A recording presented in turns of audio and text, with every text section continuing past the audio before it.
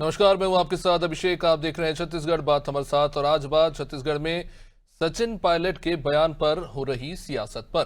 भोपाल में कांग्रेस नेताओं और कार्यकर्ताओं को संबोधित करते हुए राहुल गांधी ने कहा था कि कांग्रेस में 3 तरह के घोड़े हैं, रेस के, बारात के और लंगड़े घोड़े।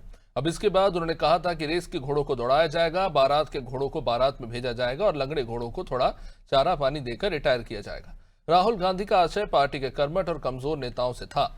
अब राहुल के शब्दों को आगे बढ़ाते हुए छत्तीसगढ़ कांग्रेस प्रभारी सचिन पायलट ने दावा किया कि छत्तीसगढ़ में सभी अश्वमेध के घोड़े हैं। अब इस पर भाजपा के वरिष्ठ विधायक अजय चंद्राकर ने कांग्रेस को अस्तबल बताते हुए कहा कि ये कांग्रेस पार्टी नहीं अस्तबल है, इनकी घोड़े से मुक्ति ही नहीं हो पा रही। वही चंद्राकर को पलटवार करते हुए दीपक बैज ने कहा कि भाजपा में चंद्राकर की स्थिति भी लंगड़े घोड़े जैसी ही है।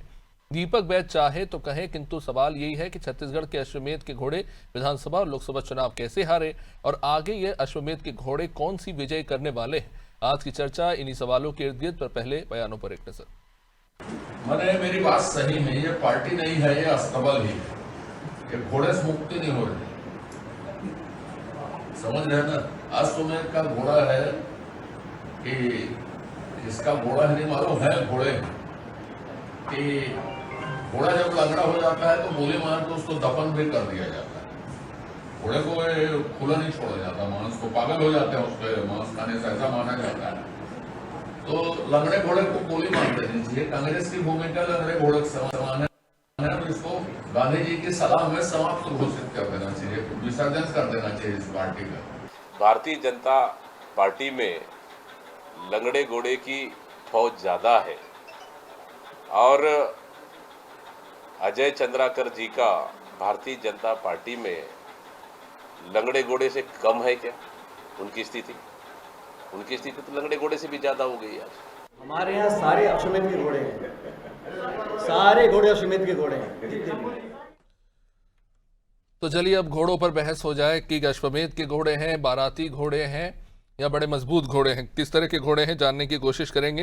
हमारे साथ आज चर्चा में जुड़ रही है मिनी पांडे बीजेपी से, शिल्पा देवांगन कांग्रेस से और के शर्मा वरिष्ठ पत्रकार। आप सभी का बहुत बहुत स्वागत है। शिल्पा देवांगन जी, आज आप ही से शुरू करेंगे क्योंकि आपकी पार्टी की बात हो रही है। एक तरह से कह सकते हैं मुहावरे के तौर पर घोड़े शब्द का इस्तेमाल किया गया कि जो लंगड़े घोड़े हैं उन्हें अब चारा पानी देंगे, जो बारात के हैं उन्हें उसी काम में लगाएंगे और जो युवा तेज तर्रार घोड़े हैं उन्हें जमीन पर उतारा जाएगा, ये बात कही जा रही है।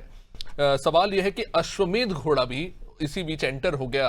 अब सवाल यही उठ रहा है कि लगातार जो चुनावी नाकामियां आपके हाथ लगी है, क्या उसके बाद पूरी तरह से कांग्रेस अपनी पार्टी को रीस्ट्रक्चर करने जा रही है, रिवैम्प करने जा रही है, पुराने नेता जो है उन्हें बैठा दिया जाएगा और युवाओं को जिम्मेदारी दी जाएगी?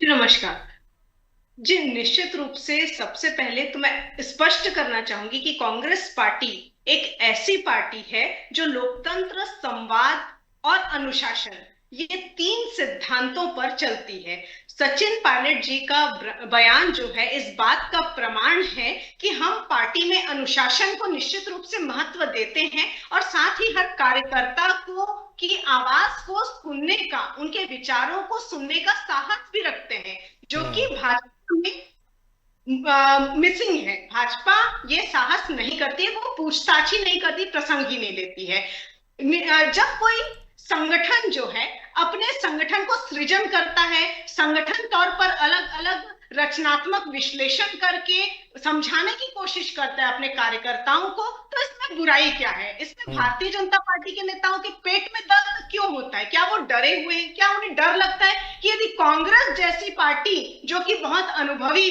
पार्टी है, अनुभवी नेता है, उनका कार्यकर्ता यदि वाकई में एक रेस का घोड़ा बन गया है तो उन्हें डर। शिल्पा जी देखिए, प्रदेश प्रभारी हैं सचिन पायलट जी, पार्टी के कार्यकर्ताओं का मनोबल बढ़ाने के लिए कह रहे होंगे कि कांग्रेस के सभी नेता अश्वमेध के घोड़े हैं, पर हकीकत क्या है ये भी तो देखना होगा ना। आपकी जो अभी हाल ही में जो पॉलिटिकल अफेयर्स मीटिंग हुई उसमें किस तरह के हालात बने उस पर भी बात करना होगा। किस तरह से भूपेश बघेल जी ने पार्टी के सीनियर नेताओं की निष्क्रियता पर सवाल उठाया, इस बात को लेकर भी कहीं ना कहीं तनातनी देखने को मिली कि वो सम्मान नहीं मिल रहा सीनियर नेताओं को जो मिलना चाहिए। इस तरह की बातें तो निकलकर सामने आ रही है ना इस बैठक में। देखिए आप जिसे तनातनी कह रहे हैं, आप जिसे कलह कर रहे हैं, वो एक्चुअल में, वो असल में वो एक संवाद का हिस्सा है। वो एक अभिव्यक्ति का हिस्सा है। हर नेता को, जो हर अनुभवी नेता है, उसे कहने की आजादी है कांग्रेस पार्टी में कि वो अपने विचार व्यक्त कर पाए। और जो निष्कर्ष निकलेगा वो तो सभी के विचार विमर्श से, सभी के समन्वय से जो सारांश निष्कर्ष निकलेगा, उसके लिए प्रेस वार्ता भी कांग्रेस पार्टी में जी। शिल्पा जी देखिए, जैसे पार्टी की अपनी महत्वाकांक्षा है, कांग्रेस चाहती है कि उनकी फिर से छत्तीसगढ़ में सरकार बने, तो वैसे ही पार्टी के नेताओं की भी महत्वाकांक्षा होती है। जो युवा नेता आपके साथ चल रहे हैं, पदयात्रा कर रहे हैं, उनकी भी महत्वाकांक्षा होगी कि उन्हें भी पार्टी एक जिम्मेदारी दे, जब चुनाव आए तो उन्हें भी पद दे। लेकिन सवाल ये उठ रहा है, क्या पार्टी के सीनियर नेताओं की महत्वाकांक्षा उनके युवा नेताओं के ऊपर हावी पड़ रही है? क्या यही कारण है कि चुनाव दर चुनाव कांग्रेस को इसलिए हार मिल रही है? देखिए, चुनाव के जीतने या हारने के बाद हर राजनीतिक दल अपना विश्लेषण करता है, अपना मंथन करता है। यही कांग्रेस भी कर रही है और भाजपा को भी यही करना चाहिए, अन्य राजनीतिक दलों को भी यही करना चाहिए। तो इसमें बुराई क्या है? उसमें जो भी अच्छी या बुरी, सकारात्मक या नकारात्मक, मैं आपको अभी ये घटना याद दिलाना चाहता हूं। बिलासपुर में हुई थी, दीपक बैज जी उस बैठक में मौजूद थे।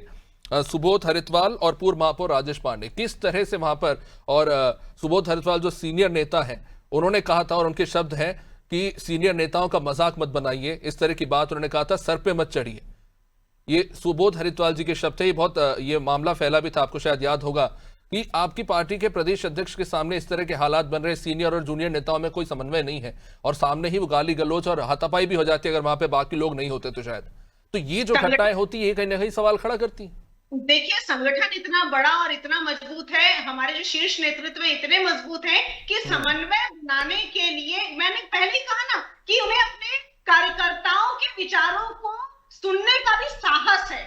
इतनी सहन शक्ति होनी चाहिए। सुनकर जो निष्कर्ष निकलता है, जो बेस्ट निष्कर्ष निकलता है, सारांश निकलता है, उस पर कांग्रेस पार्टी कार्य करती है। ये भारतीय जनता पार्टी जैसे दो लोगों का शासन चलाती है, दो लोगों के राज में, दो लोगों के नेतृत्व में लिफाफा संस्कृति कांग्रेस नहीं चलाती है। वहां तो इनके शीर्ष नेतृत्व में दिन में रात कहते हैं तो रात ही रात उनका कार्यकर्ता बोलता जाता है।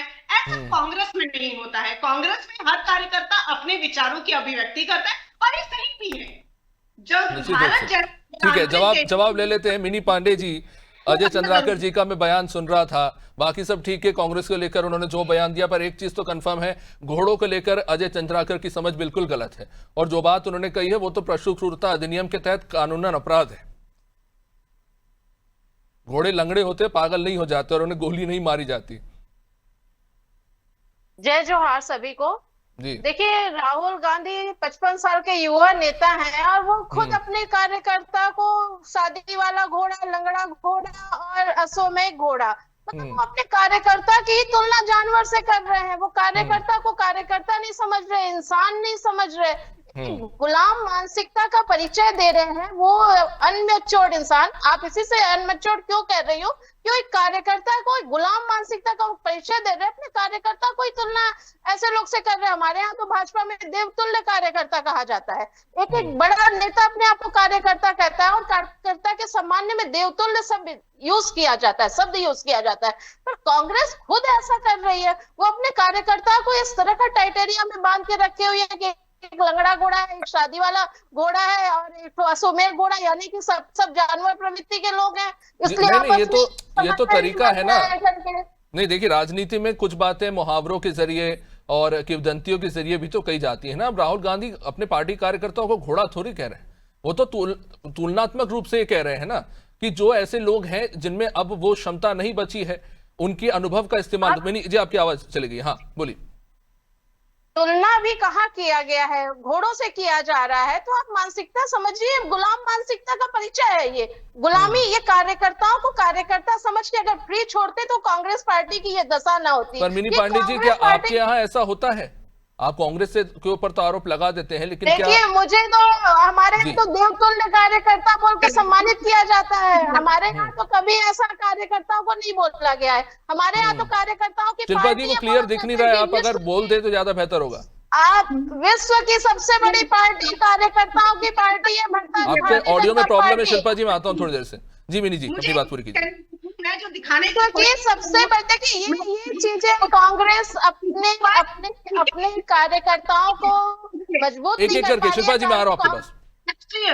आपके राष्ट्रीय महासचिव कैलाश विजयवर्गीय ने बयान दिया था, कांग्रेस पार्टी में कार्यकर्ता होते हैं, भाजपा में हम कुत्ते पालते हैं जो हमारे इशारे पर दिन भर भौंकते हैं। मैडम, अभी जब सदस्यता अभियान चल रहा था ना, तो कुत्ते बिल्लियों को भी सदस्य बनाया गया था।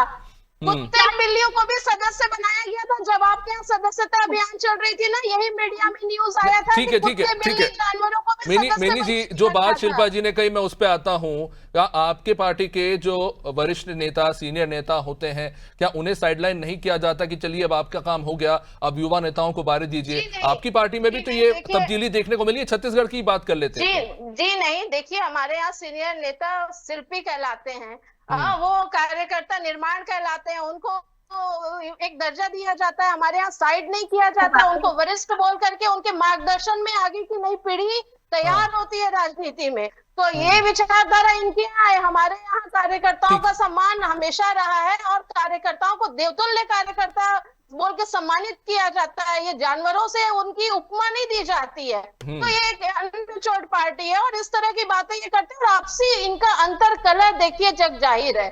पार्टी में आपसी समन्वय नहीं है, ये जग जाहिर है। हमारे यहाँ संगठन सर्वोपरि है। संगठन में जो बोला जाता है हर कार्यकर्ता उस चीज को मानता है। हाँ, पर शिल्पा जी तो ये कह रही है ना कि आपकी पूरी पार्टी को 2 लोग चलाते हैं दिल्ली से।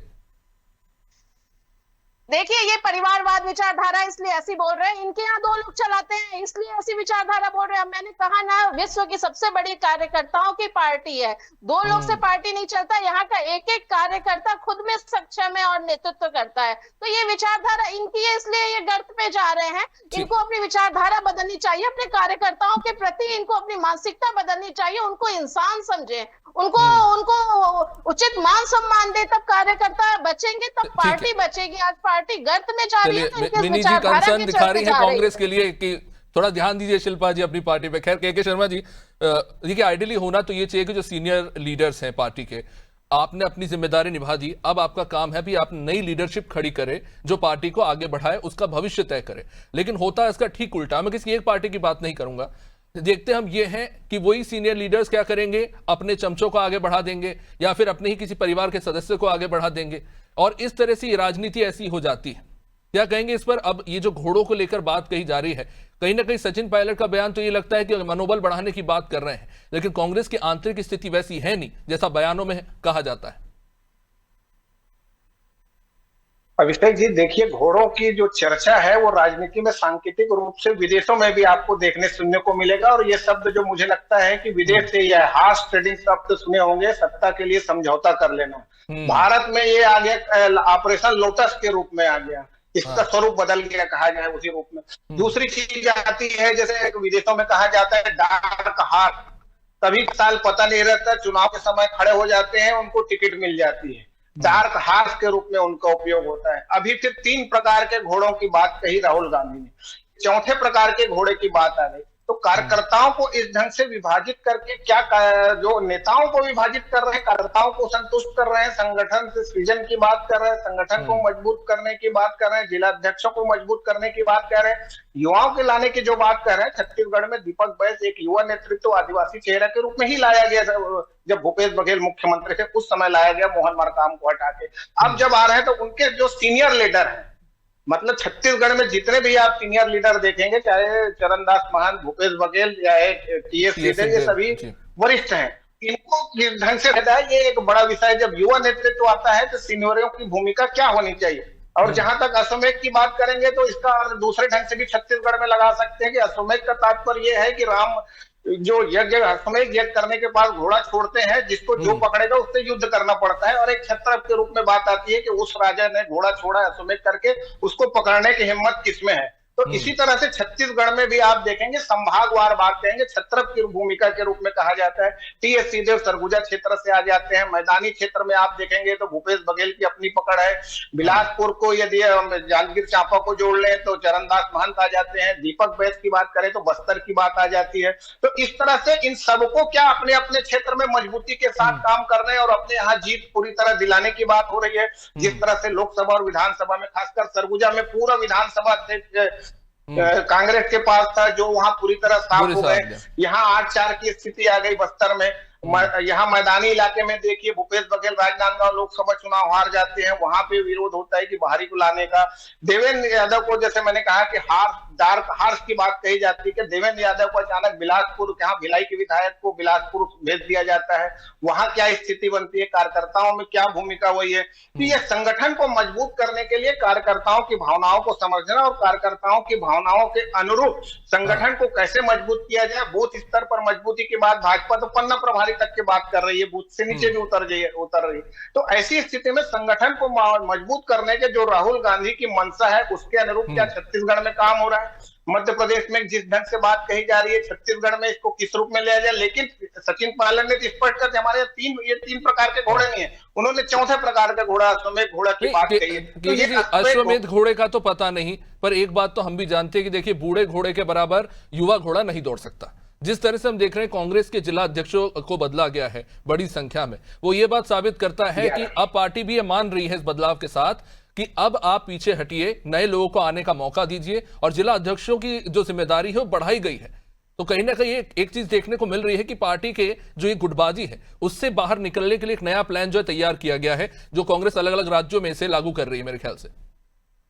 निश्चित रूप से अभिषेक जी, छत्तीसगढ़ में विधानसभा और लोकसभा चुनाव के लिए अभी समय है और संगठन को मजबूत करने के लिए कांग्रेस के पास पर्याप्त समय है। इसके लिए किस ढंग से काम किया जाए। 11 जिलाध्यक्ष अभी बदले गए हैं, बाकी अभी बदले जाने। अब नई नीति आ गई है, उसमें जिलाध्यक्षों की भूमिका होगी, उसके अनुरूप अब वैसे जिम्मेदार लोगों को तलाशा जा रहा है। कहा जा रहा है कि पर्यवेक्षक आएंगे, फिर यहाँ पे नेताओं से चर्चा करके अध्यक्षों की घोषणा की जाएगी। तो जिला अध्यक्ष क्या वास्तव में जो राहुल गांधी चाहते हैं उतने मजबूत बन पाएंगे?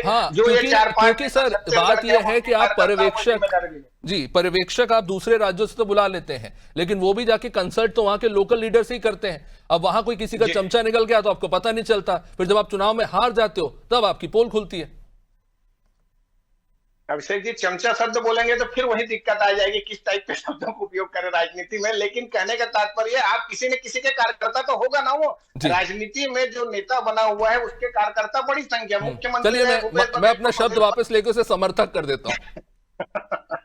जैसे भाजपा में कहे कि देव तुल्य कार्यकर्ता, लेकिन कांग्रेस क्या कहती है, अंधभक्त कहते हैं उनको। तो इसका तात्पर्य क्या हो रहा है? अब यहाँ कार्यकर्ता की बात आ रही कांग्रेस में, तो उसमें किस ढंग से घोड़ों की बात आ रही है। अब कार्यकर्ता एक दूसरे को किस प्रकार से घोड़े हैं, इस प्रकार से चर्चा हो रही है। तो मुझे लगता है कि जो घोड़ा शब्द है कि बड़े लेवल पे राजनीतिक पुस्तक में आपको नजर आएगा, जो 2-3 मैंने हार्स ट्रेडिंग वगैरह का उल्लेख किया। लेकिन भारत की दृष्टि से हम देखें तो घोड़े को तो उपयोग जो है राजनीति में राजा महाराजा किस ढंग से करते थे। लक्ष्मीबाई के घोड़े का नाम को देखिए, महाराणा प्रताप के घोड़े को देखिए, उनकी क्या भूमिका रही विजय दिलाने में। लेकिन यहाँ जो कार्यकर्ताओं को घोड़ा कहा जा रहा है, मुझे लगता है कि संगठन को मजबूत करने के लिए और भाजपा को जिस तरह से टारगेट करके हुए सरकार को टारगेट कर रहे हैं, मुख्यमंत्री को टारगेट करने की बात कही जा रही।